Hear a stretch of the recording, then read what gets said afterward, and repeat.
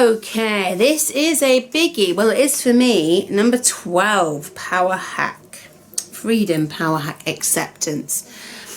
Now this is a big one, and what we're going to do on Thursday is we're actually going to do a tapping session because acceptance goes deep.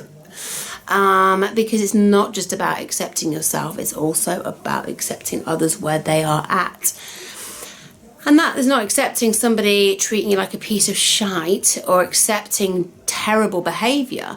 It's accepting people where they are, but you also have to then accept you where you are. So if somebody behaves badly, you don't have to accept that, but you also have to accept that their behaviour has nothing to do with you. So there's a lot of different things that can feed into this, but I used to be a hugely judgmental person. Everybody I saw a person with a screaming kid. God, she shot her kid up. Or a woman, honestly, who had a nice car. I remember thinking, I wonder who she's shagging. Honestly, like judgy, it was me. Do you know what happened? I had a baby. I had a baby and realised, oh, right. Do you know what? Something huge happened other than having a baby, but this wave of God, there is so much more that can be challenging for people. And bear in mind, before that I was judged heavily because I had a history of mental health issues, if you like. I've left that I've left the stigma of that well behind me, because I was very, in some ways I was very lucky. I was very young to have issues, so by the time I'd hit my mid-20s it had kind of all been forgotten. It didn't carry on. It hadn't got a career gap or anything because of it, and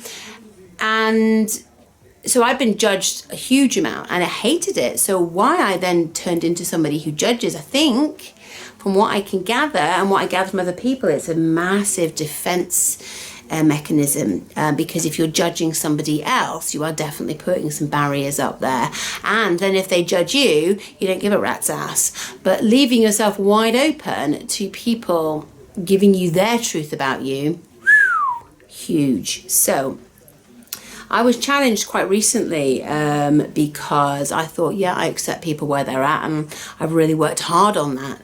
When you're in a relationship that's breaking down and the other person's doing things that it isn't great, but that's their journey. You have to accept them where they are at and know that you have to make your decision based on what you want. So if you choose to accept their behaviour, then that's a choice you're making. So by telling somebody, well, you can't do that, well, they can do what the fuck they like. Actually, you do you. So control and acceptance and judgment, it kind of all bundles into this huge big meh.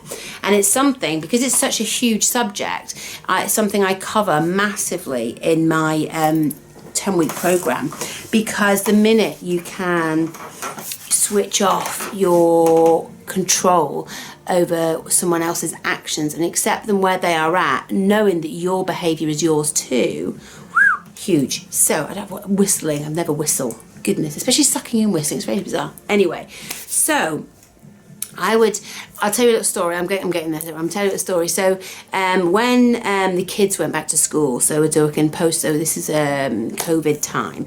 So when the kids went back to school and there were masks everywhere and stuff, I'm like, hang on, we're outdoors. I was having resistance to this. I get everybody, I get all the rules and stuff. I physically was exempt from wearing a mask. So I obviously had a huge amount of judgment. Not that I really noticed it, but people don't think liked it. But, that's up to them. I know that I can't because I'll get sick. And that's the end of it, really. So, but anyway, I was then having problems. Hang on, you're covering your face, teaching my children. And I thought, hang on, why? What could be the reason? So I was there like getting really, how dare you, she can't dare, you're creating fear. And obviously fear is a big trigger for me, that I don't want my kids to grow up in fear. So there might be scary things, but there's like measured danger. But living in fear and being afraid is never a good place to be.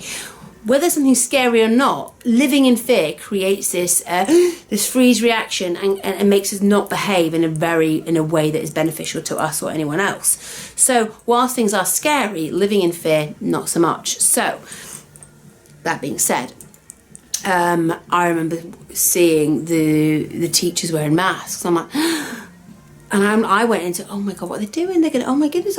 And then I had to go, whoa, hang on, why would they be doing it? Why would they be wearing a mask? I mean, gosh, these teachers, right? They have, some of them have got families, some of them have got illnesses. They're living in fear. And actually, if they are showing up, living in fear, and if for their own emotional health they need to protect themselves, whether or not it's going to help or not, but even if it's for their mental health, they want to create a barrier, then I accept them for that. And I taught my daughter that, because she was like, why are they doing that? I said, there's all these reasons, whether it works or not, we don't know the ins and outs, but there's a lot going on. However, and so I had a frank conversation and said, if that's what your teachers need to do, emotional health is the same as physical health, and, it's important to stay healthy.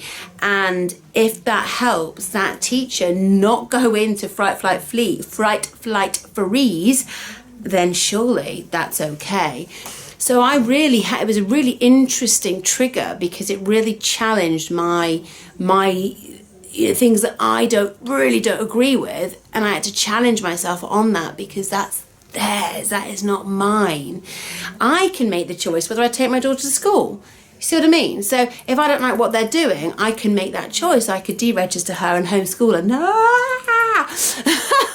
So I had to make the choice what was going to be more beneficial to her mental health. Not being with me all day, probably. So, and my mental health too. Homeschooling, I totally hats off to everyone who homeschools. Yeah, my daughter likes teachers better than me. So anyway, back to it. So acceptance. Here's a little task for you. Try and see if someone's behaviour challenges you, take that as your challenge, not as their problem. Yeah? So, especially, it happens a lot if you've got kids, their behaviours, you think, oh my God, I'm challenged like every frigging day. But if somebody says something to you or does something that you don't like, take a sec, practice the pause that we've done before, and go, this is my reaction is mine, right? So what am I finding challenging about their behaviour? And do I accept them where they are? Yes. I accept you where you are. I don't want to be in this arena with you. This is your circus. So whilst I accept who you are, I'm accepting my responsibility to leave the situation. Yeah? That is one of the most powerful things you can do, right? And you entirely take responsibility for the situation, and either knowing what someone is doing and saying and being like and staying, your choice, or knowing that and saying, I leave the circus, I leave the party, I accept you and I accept responsibility for me. Give it a go. Do it on something small. Do it on something major, but it's a major breakthrough. So like I said, we're going to tap on this. So we're going to do like a group tapping thing on Thursday together live from 10. So really do come along. I can bring you on camera if you like, or just tap along and send me messages. Let's get interactive with this. Great. And and then also this would lead on to, if you wanted to join my program, middle September it's starting. This is a huge part of it. It's one of the big modules. It's kind of the control, the relinquishing control, gaining control, acceptance, judgment. It's a massive part of freeing up yourself and getting happy and free and realising your dreams. Okay, so it's quite a long one, but I'll see you on Thursday. Literally, send me some messages, let me know how you get on. With love from me to you.